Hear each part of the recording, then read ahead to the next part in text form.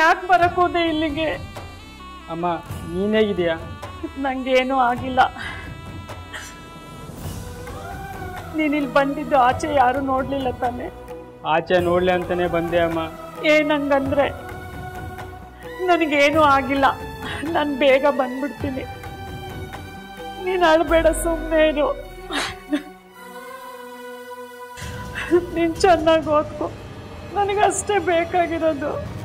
ಚೆನ್ನಾಗಿ ಓದ್ಕೊಂತೀಯ ತಾನೆ? ಅಮ್ಮ ನಾವು ಬದುಕಿದ್ರೆ ತಾನೆ ಓದ್ಕೊಳಕ್ಕಾಗೋದು.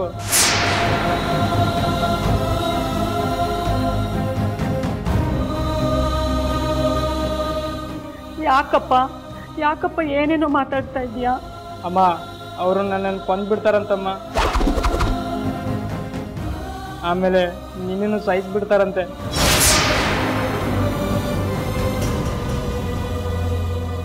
ಯಾರು? ಅವ್ರು ಯಾರು ಅಂತ ಗೊತ್ತಿಲ್ಲ. ರಾತ್ರಿ ಬಂದು ಚಾಕ ತೋರಿಸಿ ಎದುರಿಸಿದ್ರು. ನೀನೇನಾದರೂ ಯಾರು ಕಳಿಸಿದ್ರಂತ ಬಾಯ್ಬಿಟ್ರೆ ನಮ್ಮನ್ನ ಸಾಯಿಸ್ಬಿಡ್ತಾರಂತಮ್ಮ. ನಂಗೆ ತುಂಬ ಭಯ ಆಗ್ತಿದೆ ಅಮ್ಮ. ನಾನು ಸತ್ತೋಗ್ಬಿಟ್ರೆ ನಿನ್ನ ಯಾರಮ್ಮ ನೋಡ್ಕೊತಾರೆ?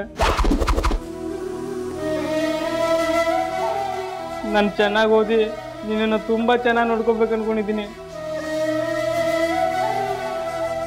ಅದಕ್ಕೆ ನನಗೆ ಸಾಯಕ್ಕೆ ಇಷ್ಟ ಇಲ್ಲ ಅಮ್ಮ.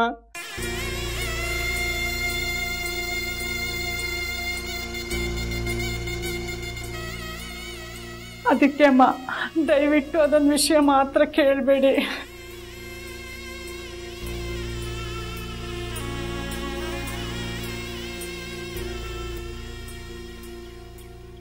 ನನಗೆ ಅರ್ಥ ಆಗುತ್ತೆ ಅಮ್ಮ. ನಾನು ಒಬ್ಬ ತಾಯಿನೇ. ಮಗನಿಗೆ ಏನೂ ಆಗಲ್ಲ ಅಂತ ನಾವು ನಿಮ್ಗೆ ಎಷ್ಟೇ ಧೈರ್ಯ ಕೊಟ್ಟರು,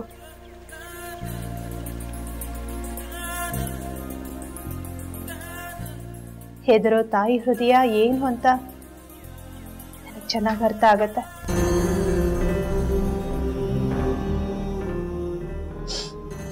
ಸರಿ, ಅದು ನಿಮ್ಗೆ ಎಲ್ಲಿ ಸಿಕ್ತು ಅಂತ ಹೇಳ್ತೀರಾ? ಹೇಳ್ತೀನಮ್ಮ.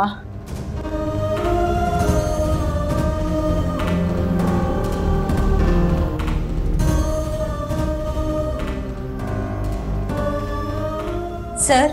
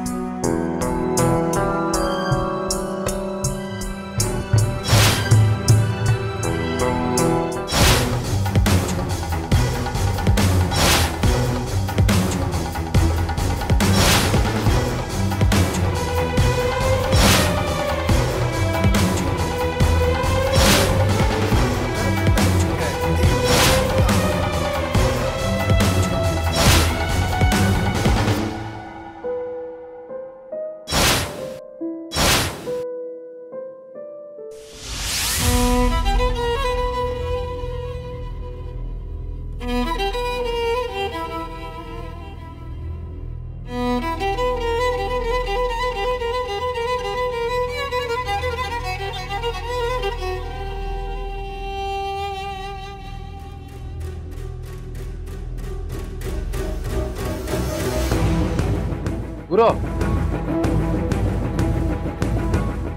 ಮಾಲೆನ ರೊಟ್ಟಿದ್ಯಾ?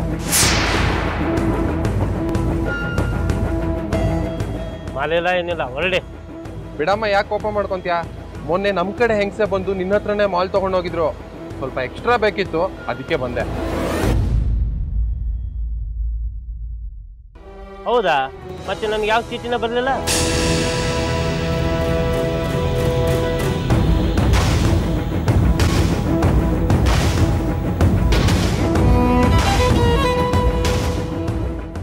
ಚೀಟಿನಾ? ಯಾವ ಚೀಟಿ? ಯಾವ ಚೀಟಿ ಇಲ್ಲ, ಏನಿಲ್ಲ, ಮಾಲಿಲ್ಲ, ಹೊರಡಿ. ಯಾವ ಮಾಲು ಇಲ್ವಾ?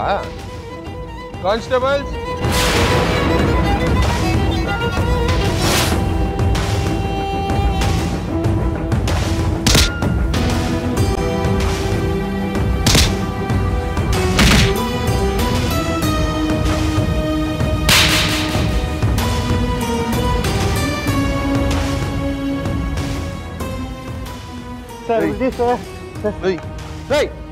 ಏನದು ಚೀಟಿ?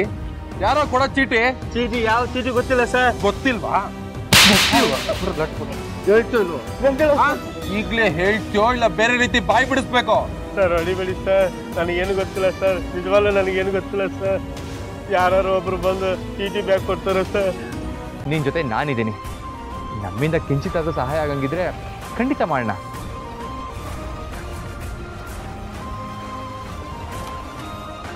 ನಿಜ ರೀ, ಶಕ್ತಿ ಅಂತ ಅಂದ್ರೆ ನನ್ನಲ್ಲಿರೋದಲ್ಲ, ನಿಮ್ಮ ಈ ಮಾತುಗಳೇ ನನಗೆ ಶಕ್ತಿ. ಸರಿ, ನೀವು ಹೇಳ್ದಾಗೆ ಆಗ್ಲಿ.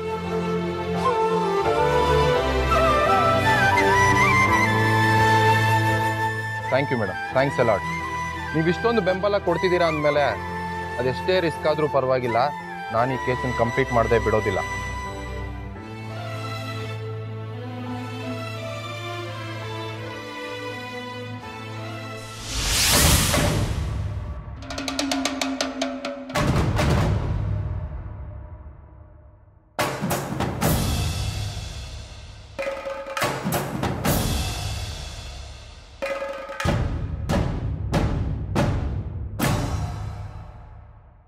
ಸದ್ಯಕ್ಕೆ ಇಂಪೋರ್ಟ್ ಎಕ್ಸ್ಪೋರ್ಟ್ ಬಿಸ್ನೆಸ್ಸು ಚೆನ್ನಾಗೇ ನಡೀತಾ ಇದೆ. ಈ ಡ್ರಗ್ಸ್ ಡೀಲ್ ಶುರು ಮಾಡೋದು ಬೇಡ ಅಂತಂದೆ, ನೀವು ಕೇಳಲಿಲ್ಲ. ಮಾಡೋಣ, ನಾನು ಇದ್ದೀನಿ ಅಂತಂದ್ರೆ ಈಗ ನೋಡಿ, ಈಗಲೂ ನಾನೇ ನೋಡ್ತೇನೆ. ಮಠ ಮಧ್ಯಾಹ್ನ ಎಷ್ಟು ಕುಡಿದ್ರೂ ಸಿಕ್ಕೇ ಏರ್ತಾ ಇಲ್ಲ. ನಂಗೆ ಗೊತ್ತು ನೀನು ಹಿಂಗೆ ಹೇಳ್ತೀಯ ಅಂತ. ಎಷ್ಟು ಕುಡಿದ್ರು ಚಿಕ್ಕೇ ಇರಲ್ಲ ಅಂತಿದೆ ಈ ನಿನ್ನ ಮ್ಯಾಟ್ರು. ಇನ್ನೇನು ಗುರುಗಡೆ, ಅಷ್ಟು ದೊಡ್ಡ ಗೋಡನ್ ಸೀಸ್ ಆಯಿತು, ಅಷ್ಟೆಲ್ಲ ಮಾಲ್ ಹಾಳಾಯಿತು. ಅದೆಲ್ಲ ಹಾಳಾಗೋಗ್ಲಿ, ಅವನು ಯಾವನ ಇನ್ಸ್ಪೆಕ್ಟ್ರು ತನಿಖೆ ಮುಂದತ್ತಿ ಎಲ್ರಿಗೂ ಶಿಕ್ಷೆ ಕೊಡಿಸ್ಬೇಕು ಅಂತಿದ್ದಂತೆ. ಅವನು ಯಾವನ ಆಡಕ್ಕೆ ಅಂತ ಬಾಯಿಗೆ ಬಂದಾಗ ಮಾತಾಡ್ತಾನೆ ಅಂದರೆ ನೀನು ಯಾಕಯ್ಯ ತಲೆ ಕೆಡಿಸ್ಕೊತಾ ಇದೀಯಾ? ಹಾಗಲ್ಲ ಸರ್, ಆ ಇನ್ಸ್ಪೆಕ್ಟರ್ ಸ್ವಲ್ಪ ರಾಂಗು. ದಿನ ಏನೂ ಆಗ್ತಾ ಇರಲಿಲ್ಲ, ಈಗ ಎಲ್ಲ ಹೆಂಗಾಗ್ತಾ ಇದೆ? ಕಂಪ್ಲೇಂಟ್ ಕೊಟ್ಟಿರೋದು ಒಂದು ಹೆಂಗ್ಸು, ಅವ್ರ ಮನೆ ಕೆಲ್ಸಕ್ಕೆ ಬರೋಳು ಡ್ರಗ್ಸ್ ತಂದಿದ್ಲಂತೆ. ಅವಳನ್ನ ಬಾಯಿ ಬಿಡಿಸಾಗಲೇ ಇದೆಲ್ಲ ಆಚೆಗೆ ಬಂದಿದ್ದು ಸರ್. ಹೇಳ್ರಿ ರಾಮಲಿಂಗಾರೆಡ್ಡಿ ಅವರೇ, ಅಂಥವ್ರನ್ನೆಲ್ಲ ಯಾಕ್ರಿ ಕೆಲ್ಸಕ್ಕೆ ಇಟ್ಕೋತೀರಾ? ಹಾಂ, ಎಲ್ಲಿಗೆ ತೊಗೊಂಡೋಗ್ಬೇಕು, ಎಲ್ಲಿಗೆ ತೊಗೊಂಡೋಗ್ಬಾರ್ದು ಅಂತ ಗೊತ್ತಿಲ್ಲದಿರೋರೆಲ್ಲ ಕೆಲ್ಸಕ್ಕೆ ಇಟ್ಕೋತೀರಲ್ರಿ.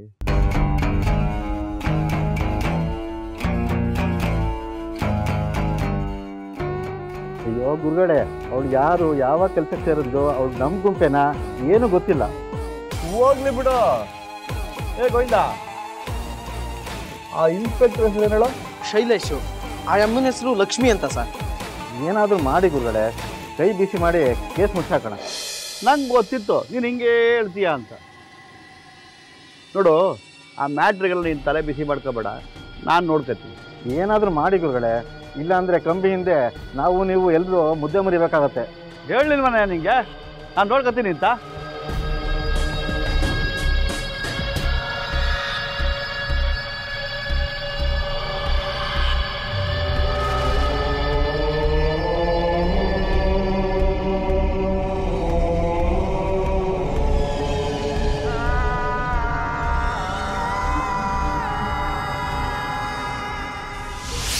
ಹೋಗಿ ಬರ್ತೀವಿ ಲಕ್ಷ್ಮಮ್ಮ. ಸರಿ ಅಣ್ಣ, ಹುಷಾರಾಗಿ ಹೋಗಿ ಬನ್ನಿ. ಆದಷ್ಟು ಬೇಗ ನೀವು ಓಡಾಡೋವಾಗಾದ್ರೆ ನಮ್ಗಷ್ಟೇ ಸಾಕು. ಆದರೂ ಲಕ್ಷ್ಮಮ್ಮ, ಇಂಥ ಸಮಯದಲ್ಲಿ ನಾನು ನಿಲ್ಲಿರ್ಬೇಕಿತ್ತರು.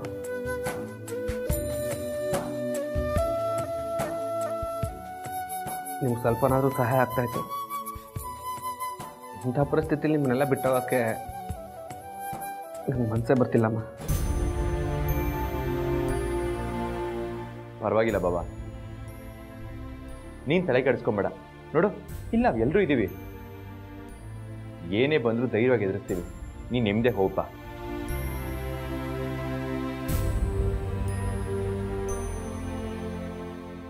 ಹೌದಪ್ಪ, ನಾವೆಲ್ಲರೂ ಇರೋದಕ್ಕಿಂತ ಆ ಭಗವಂತ ಲಕ್ಷ್ಮಿ ಜೊತೆ ಇದ್ದಾನೆ. ಅವನ ಇಚ್ಛೆ ಏನಿದೆಯೋ ಅದೇ ನಡೆಯುತ್ತೆ.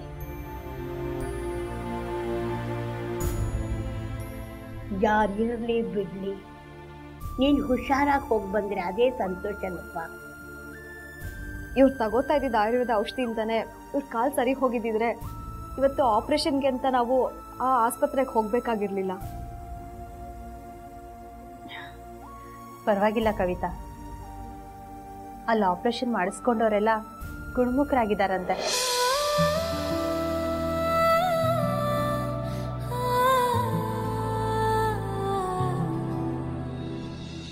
ಕವಿತಾ, ನೋಡ್ತಾ ಇರು, ಅಣ್ಣ ಮತ್ತೆ ಬರುವಾಗ ನಡ್ಕೊಂಡು ಬರ್ತಾರೆ.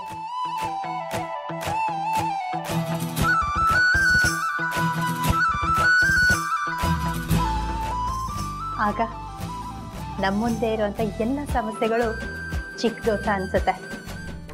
ಹೌದು ರೀ,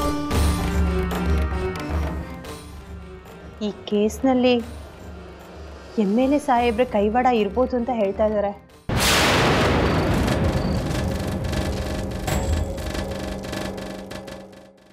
MLA ನರಸಿಂಹಮೂರ್ತಿ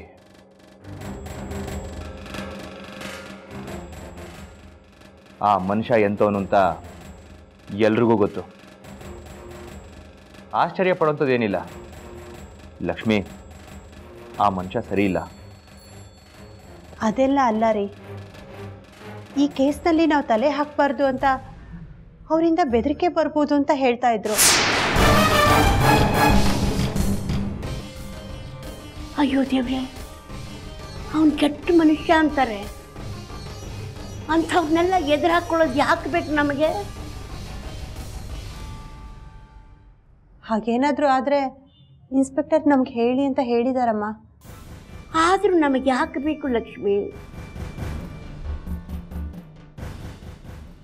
ಕಷ್ಟನೋ ಸುಖನೋ ಹೇಗೋ ನಮ್ಮ ಪಾಡಿಗೆ ನಾವಿದ್ದೀವಿ.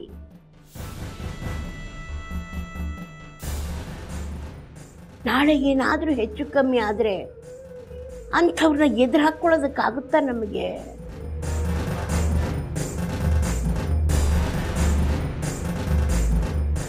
ಇದು ಸ್ವಲ್ಪ ಯೋಚನೆ ಮಾಡಬೇಕಾಗಿರೋ ವಿಷಯ. ಅವ್ರನ್ನೆಲ್ಲ ಎದುರಿಸಿ ತನಿಖೆ ಮಾಡೋದು ಅಂದರೆ ಅಷ್ಟು ಸುಲಭದ ಮಾತಲ್ಲ. ಅವ್ರ ಅಧಿಕಾರದ ಮುಂದೆ ನಾವ್ ಏನೇನೂ ಅಲ್ಲ.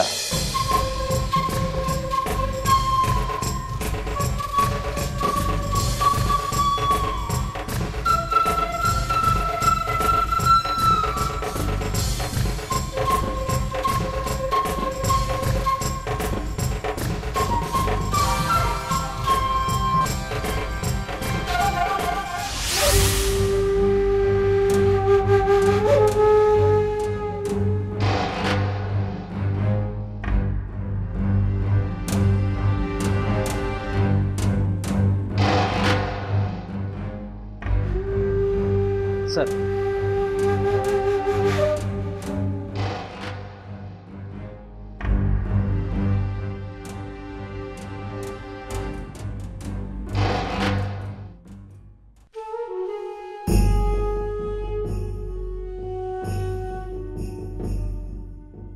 ಸರ್ ಇನ್ಸ್ಪೆಕ್ಟರ್ ಶೈಲೇಶ್ ಬಂದಿದ್ದಾರೆ ಸರ್.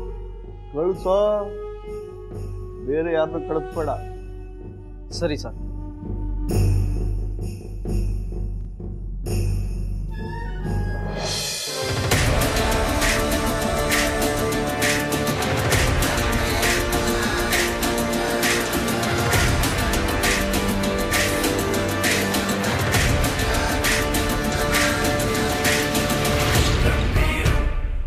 ಬನ್ರಿ ಶೈಲೇಶ್.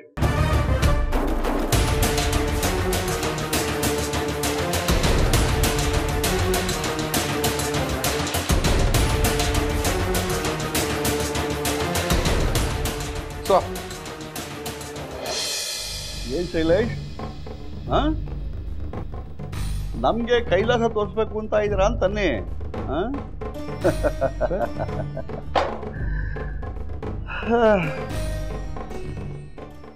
ಬನ್ರಿ ಕೂತ್ಕೊಳ್ರಿ, ಮಾತಾಡೋಣ. ಪರವಾಗಿಲ್ಲ ಸರ್. ನನಗೆ ಗೊತ್ತಿತ್ತು ಹಿಂಗೆ ಹೇಳ್ತೀರಾ ಅಂತ. ಮಾತಾಡೋಣ ಬನ್ರಿ. ಇಲ್ಲ, ಥ್ಯಾಂಕ್ ಯು ಸರ್. ಏನು ವಿಷಯ ಕರೆಸಿದ್ದು? Thank you for your obedience. ಏನು ಶೈಲೇಶ್, ವಿಷಯ ಇಲ್ಲದೆ ಕಳಿಸ್ಲೇಬಾರ್ದ? ಏನ ಸ್ನೇಹ ವಿಶ್ವಾಸಕ್ಕೆ ವಿಚಾರಿಸೋಣ ಅಂತ ಕರೆಸ್ದೆ. ಬರೀ ಕೂತ್ಕೊಳ್ಳಿ. ಅಂಥ ಮನಸ್ಸು ನಿಮ್ಗಾಗ್ಲಿ ಅಷ್ಟೊಂದು ಟೈಮು ನನಗಾಗ್ಲಿ ಇಲ್ಲ ಅಂತ ಇಬ್ರಿಗೂ ಗೊತ್ತು. ಏನು ಹೇಳಿ ಸರ್? ನಾ ಮಾತಾಡ್ತಾ ಇದ್ದೀರ ಶೈಲೇಶ್, ನೀವೆಷ್ಟೇ ಚೆನ್ನಾಗಿ ಮಾತಾಡಿದ್ರು ಯಾರು ಎದುರುಗಡೆ ಮಾತಾಡ್ತಿದಾರ ಅನ್ನೋದು ಕೌಂಟ್ ಆಗತ್ತೆ ಅಲ್ವೇನ್ರಿ ಶೈಲೇಶ್? Sorry sir. ಇರ್ಲಿ ಬಿಡಿ, ತಲೆಗೆ ನಾನ್ ತರ ನಿಮಗೆ ಕೊಟ್ಟಿದ್ದು.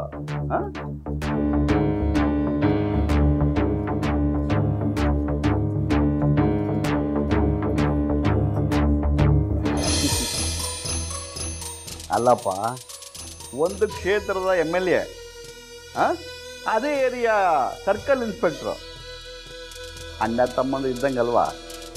ಯಾಕೆ ಹಿಂಗೆ ಆಡ್ತಿದ್ಯಾ ಬಿಡು.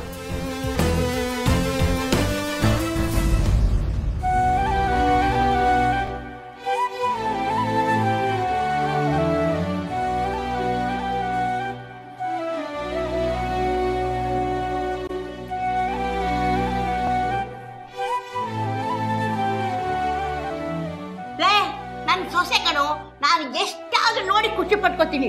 ನಿನಗೇನು? ನೀನುಂಟು, ನಿನ್ನ ಸೊಸೆ ಉಂಟು. ನೋಡಮ್ಮ, ನೋಡು. ಇದ್ರ ಹಿಂದೆ ಎಷ್ಟೇ ಪ್ರಭಾವಿಗಳ ಕೈವಾಡ ಇದ್ರೂ ಅವ್ರನ್ನೆಲ್ಲರನ್ನು ಹಿಡಿಲೇಬೇಕು.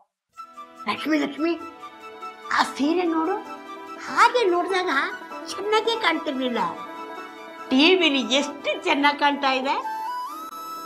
ಅಮ್ಮ, ಈಗ ಸೀರೆ ಚೆನ್ನಾಗಿರೋದು ಮುಖ್ಯನಾ? ನನಗೆ ಬಾಕಿದೆಲ್ಲ ಏನು ಗೊತ್ತಾಗಲ್ಲಮ್ಮ. ನನಗೆ ಅದೇ ಮುಖ್ಯ.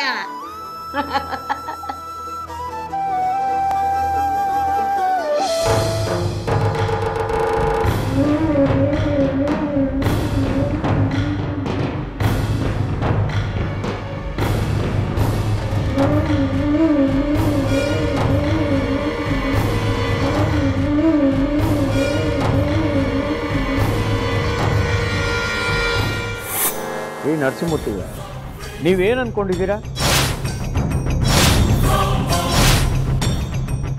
ನೀವೇನು ಮಾಡ್ತಾ ಇದ್ದೀನಿ, ಮಾತಾಡ್ತಾ ಇದ್ದೀನಿ ಅನ್ನೋ ಪರಿಜ್ಞಾನ ಇದೆಯೇನ್ರಿ ನಿಮಗೆ?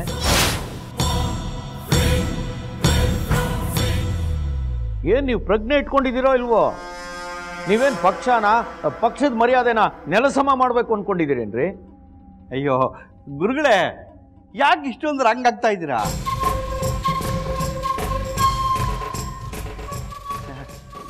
ಏನಾಯ್ತು? ಏನಾಯ್ತಾ? ನೀವೇನು ಬೆಳಿಗ್ಗೆಯಿಂದ ಟಿವಿ ನೋಡಿದಿರೋ ಇಲ್ವೋ?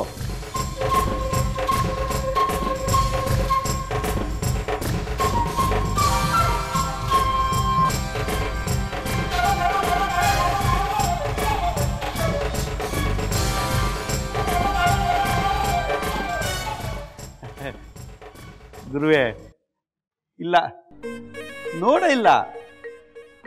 ಅದು ರೆಸಾರ್ಟ್ ಅಲ್ಲಿ ಅಲ್ರಿ, ಮನೆ ಹತ್ಕೊಂಡು ಹುರಿತಾ ಇದೆ ಅಂದ್ರು ನನ್ನ ಲುಂಗಿಗೆ ಏನೂ ಆಗಿಲ್ಲ ಅಂತೀರಲ್ರಿ. ನಿಮಗೆ ರೆಸಾರ್ಟ್ ವಿಷಯನೇ ದೊಡ್ಡದ? ಟಿವಿ ನೋಡಿಲ್ಲ ಸರಿ, ಅಟ್ಲೀಸ್ಟ್ ಮೀಡಿಯಾದವರು ನಿಮ್ಗೆ ಯಾರಿಗೂ ಫೋನ್ ಮಾಡ್ಲಿಲ್ವನ್ರಿ? ನಂಗೆ ಗೊತ್ತು ಹಿಂಗೆ ಹೇಳ್ತೀರಾ ಅಂತ, ನಂಗೆ ಗೊತ್ತು.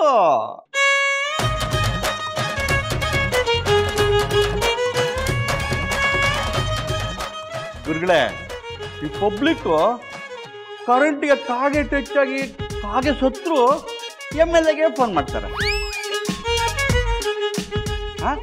ನೀರು ಹಿಡಿಬೇಕಾದ ಬಿನ್ಗೆ ಇದೆಯಲ್ಲ, ಅದು ಕಳ್ತನ ಆಗ್ಬಿಟ್ರು ನನಗೆ ಫೋನ್ ಮಾಡ್ತಾರೆ. ಇದನ್ನೆಲ್ಲ ಪಬ್ಲಿಕ್ ಹೇಳಿದ್ದ ಮೀಡಿಯಾದವರು ತೋರಿಸಿ ಹಾಕಿ ಹಾಕಿ ಉಚ್ತಾರೆ. ಅದಕ್ಕೆ ತಲೆ ಕೆಡಿಸ್ಕೊಂಡ್ಬಿಟ್ಟಿದ್ದೆ, ಮೊಬೈಲ್ ಆಫ್ ಮಾಡಿ ರೆಸಾರ್ಟ್ಗೆ ಹೋಗ್ಬಿಟ್ಟಿದ್ದೆ. ರೀ, ನೀವು ನೆಮ್ಮದಿಯಾಗಿರ್ಬೇಕು ಅಂತ ನಮ್ಮ ನೆಮ್ಮದಿ ಎಲ್ಲ ಕೆಡಿಸ್ತಿದ್ದೀರಲ್ರಿ. ನಂಗೆ ಗೊತ್ತು ನೀವು ಹಿಂಗೆ ಹೇಳ್ತೀರಾ ಅಂತ, ನಂಗೆ ಗೊತ್ತು. ಆದರೂ ನೀವು ಯಾಕೆ ಹಿಂಗೆ ಹೇಳ್ತೀರಾ ಅಂತ ನನಗೆ ಗೊತ್ತಾಗ್ತಾ ಇಲ್ಲ.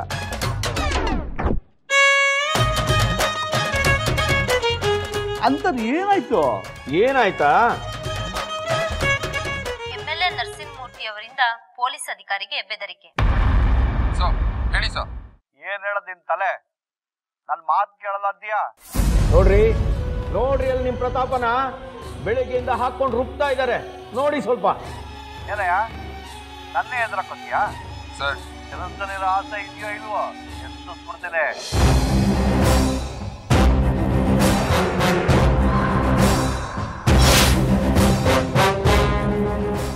ಪೊಲೀಸ್ ಅಧಿಕಾರಿ ಶೈಲೇಶ್ ಎಂಬುವರಿಗೆ ಬೆದರಿಕೆ ಒಡ್ಡಿದ್ದಾರೆಂಬ ವದಂತಿ.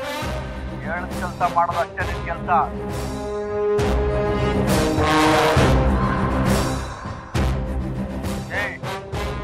ಕೆಲವು ಕೆಲಸಗಳನ್ನ ಮಾಡಬಾರ್ದು ಅಂದ್ರೆ ಮಾಡಬಾರ್ದಷ್ಟೇ. ಇದಕ್ಕೆ ಪ್ರತಿಕ್ರಿಯಿಸುವಂತೆ MLA ನರಸಿಂಹಮೂರ್ತಿ ಅವರನ್ನು ಸಂಪರ್ಕಿಸಲು ಹೋದಾಗ ಅವರು ನಮ್ಮ ಯಾವುದೇ ಸಂಪರ್ಕಕ್ಕೂ ಸಿಗುತ್ತಿಲ್ಲ.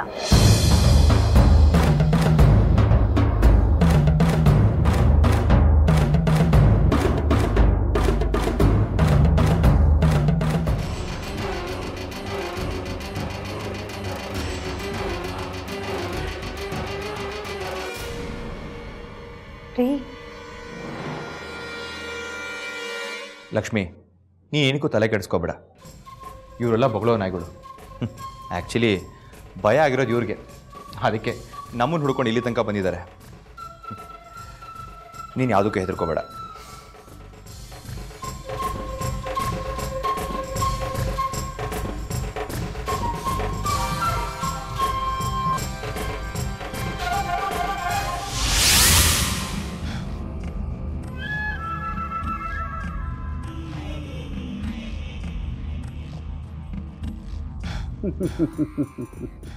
ಏನೋ ಗೋವಿಂದ ಇಷ್ಟು ಬೇಗ ಬಂದ್ಬಿಟ್ಟಿದೀಯಾ? ಅವ್ರನ್ನ ಕರ್ಕೊಂಬಂದ್ಬಿಟ್ಟಿದ್ಯಾನಾ? ಸುಮ್ಮನಿರಿ ಸರ್, ಸಣ್ಣ ಮೋರಿನೇ ಹಾರಕ್ಕಾಗ್ದವನ್ಗೆ ದೊಡ್ಡ ಸಮುದ್ರ ಹಾರ್ದ ಅಂತ ಕೇಳ್ದಂಗಿದೆ. ನಂಗೆ ಗೊತ್ತು ನೀನು ಹಿಂಗೆ ಹೇಳ್ತೀಯ ಅಂತ. ಗೋವಿಂದ ಆದರೂ ಅಲ್ಲಿ ಹೋಗಿದ್ದು ಏನಾಯ್ತು ಸರ್? ನಮ್ಮ ಮಾತಿಗೆಲ್ಲ ಅಮ್ಮ ಜಗ್ಗಲ್ಲ ಸರ್. ನಾವು ಅನ್ಕೊಂಡಷ್ಟು ಸಾಮಾನ್ಯ ಅಲ್ಲ.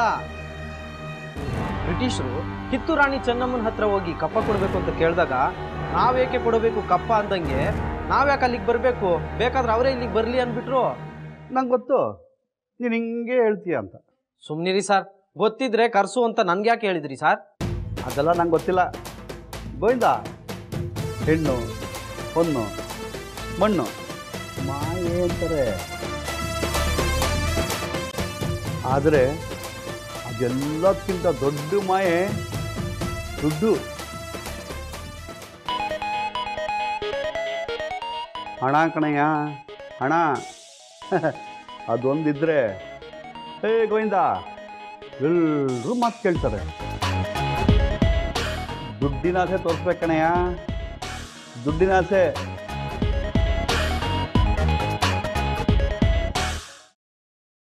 ಅದೇನು ತೋರಿಸ್ತೀರಾ, ನೀವೇ ತೋರಿಸಿ ಸರ್.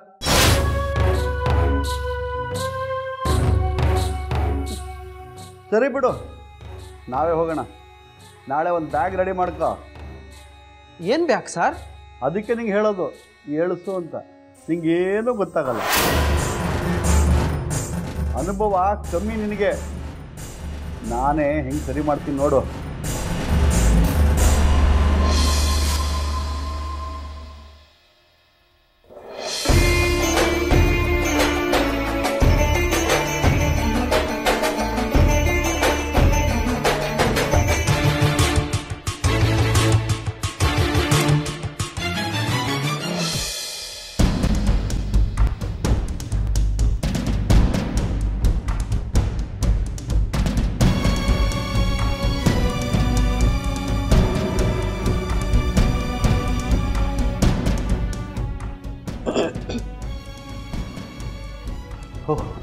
ಲಕ್ಷ್ಮಿ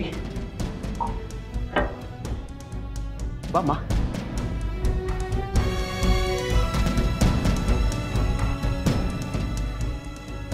ಅಂಕಲ್, ಏನಂಕಲ್ ಇದು? ಊರಿಂದ ಬರ್ತಾ ಇದ್ದಾಗೆ ಮತ್ತೆ ಹೇಗಿದೆಯಮ್ಮ ನೀನು?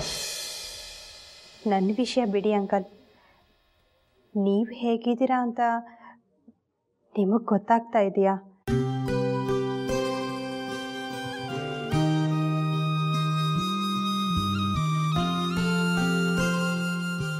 ಏನೋ ಸ್ವಲ್ಪ ಬೇಸರ ಆಯ್ತಮ್ಮ. ಅದಕ್ಕೆ ಪ್ರಪಂಚದಲ್ಲಿ ಬೇಸರ ಆಯಿತು ಅಂತ ಪ್ರತಿಯೊಬ್ಬರು ಹೀಗೆ ಮಾಡೋದಕ್ಕೆ ಶುರು ಮಾಡಿದ್ರೆ ಪ್ರಪಂಚ ಏನಾಗುತ್ತೆ ಅಂಕಲ್?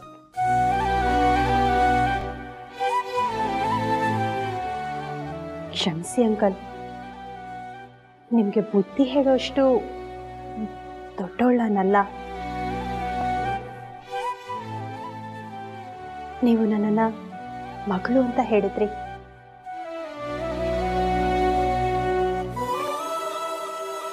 ನನ್ನೊಳಗಿರೋ ಆ ಮಗಳಿಗೆ ತನ್ನ ತಂದೆನ ಹೀಗೆ ನೋಡಿದಾಗ ಆಗೋ ಸಂಕಟನ ನಿಮಗೆ ಹೇಳಿದೆ ಅಷ್ಟೇ.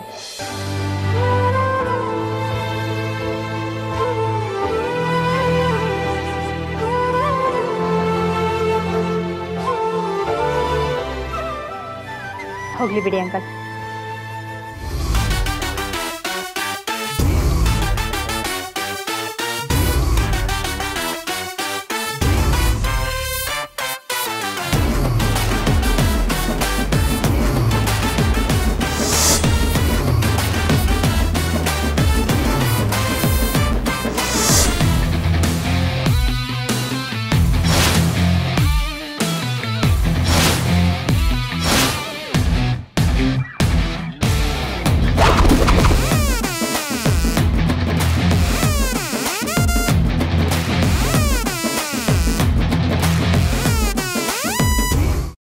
ನಿಮ್ಮನ್ನ ಮತ್ತೆ ಹೊಸದಾಗಿ ನಾನು ಕೆಟ್ಟವನನ್ನಾಗಿ ಮಾಡ್ಬೇಕಾ ನರಸಿಂಹಮೂರ್ತಿ?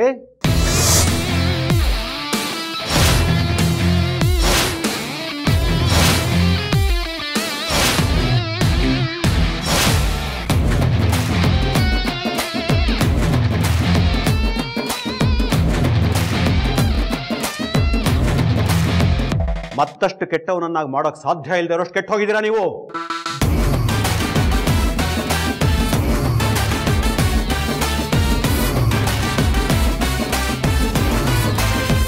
ಕಾಗೆ ಮೈಗೆ ಕಪ್ಪು ಬಣ್ಣ ಬಳಿಯುವಷ್ಟು ಮೂರ್ಖ ನಾನಲ್ಲ.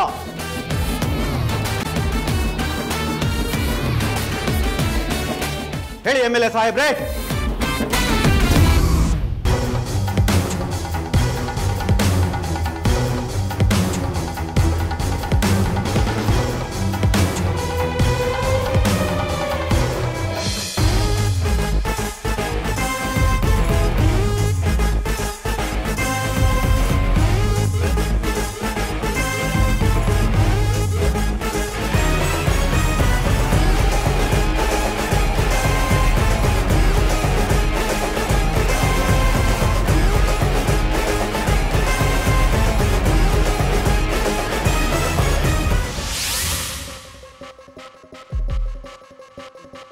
ಸರ್, ಯಾಕೆ ಸರ್ ಓಡ್ ಬಂದ್ರಿ?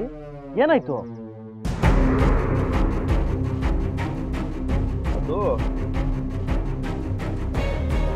ಅದು ಇಷ್ಟು ಜೋರಾಗಿ ಮಾತಾಡ್ತಿದ್ದವರು ಇದ್ಕಿದ್ದಂಗೆ ಯಾಕೆ ಸರ್ ಸುಮ್ಮನಾಗ್ಬಿಟ್ರಿ? ನಾನು ಯಾಕೆ ಬಂದ? ಏಕೆ ಯಾಕೆ ಬಂದ ಇಲ್ಲಿ? ಯಾರು ಸರ್ ಏಕೆ? ಅದೇ ಕಣೋ, ನಾವಿದ್ದಾಗ ಬಂದಲ್ಲ ಅವನೇ ಏಕೆ? ಅವ್ನಿಗೆ ಯಾಕೆ ಇಷ್ಟೊಂದು ಹೆದರ್ತಾ ಇದ್ದೀರಾ? ಅವನೇನು ದೊಡ್ಡ ರೌಡಿನಾ? ನೋಡೋಕೆ ನಾನು ಕಾಣಲ್ವಲ್ಲ. ಅಯ್ಯೋ, ಅದಕ್ಕಿಂತ ಹೆಚ್ಚು ಕಣೋ. ರೌಡಿಗಳು ಮಚ್ಚಲ್ ಸಾಯಿಸಿದ್ರೆ ಇವನು ಮಾತಲ್ಲಿ ಸಾಯಿಸ್ತಾನೆ. ಏನ್ ಸರ್ ಇಷ್ಟೊಂದು ಹೆದರ್ತಾ ಇದ್ದೀರಾ? ಹೋಗ ನಾನು ಹಾಕಿದ್ರು ಹೋಗ್ಬೋದಾ? ಹೋಗ.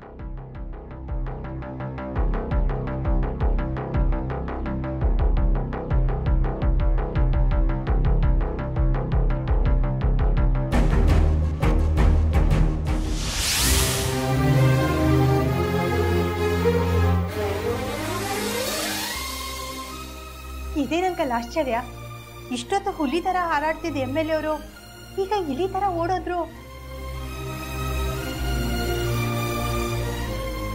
ಅದು ನಿಮ್ಮ ನೋಡಿದ ತಕ್ಷಣ. ಏಕೆ ಸರ್, ನಿಮ್ಮ ಹತ್ರ ಒಂದು ವಿಷಯ ಕೇಳಬೇಕು. ನಿಮ್ಗೇನಾದರೂ ಸಿನಿಮಾದಲ್ಲಿರೋ ಥರ ಅಂಡರ್ವರ್ಲ್ಡ್ ಜೊತೆ ಕನೆಕ್ಷನ್ ಇತ್ತಾ? ಹಾಗೇನಿಲ್ಲಪ್ಪ. ಅಲ್ಲ ಅಂಕಲ್, ನಿಮ್ಗೆ ಆ ನರಸಿಂಹಮೂರ್ತಿ ಗೊತ್ತು ಅಂತ ಹೇಳಿದ್ರಿ, ಆದ್ರೆ ನರಸಿಂಹಮೂರ್ತಿಗೆ ನೀವ್ ಹೇಗೆ ಗೊತ್ತು?